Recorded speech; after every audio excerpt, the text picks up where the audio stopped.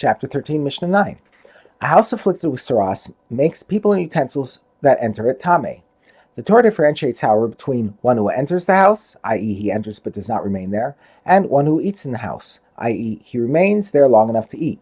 As it states in Vayikra chapter 14, verses 46 and 47, one who enters the house shall be tameh until evening, and one who eats in the house shall launder his clothes.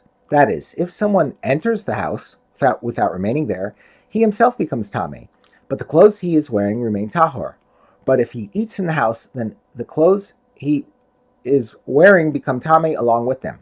The sages explain that the phrase "one who eats in the house" does not mean that he literally eats, but rather that he remains in the house long enough to eat.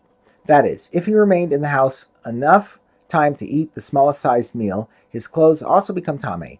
The Mishnah begins by discussing the unique case of a person who enters the tameh house while carrying, not wearing, his clothing. If someone enters a saras-afflicted house with his clothing being carried on his shoulder, and his sandals and his rings being carried in his hands, i.e., he is carrying his clothing, sandals, and rings rather than wearing them, he and they, his clothing, sandals, and rings, become tameh immediately, i.e., as soon as they enter the house.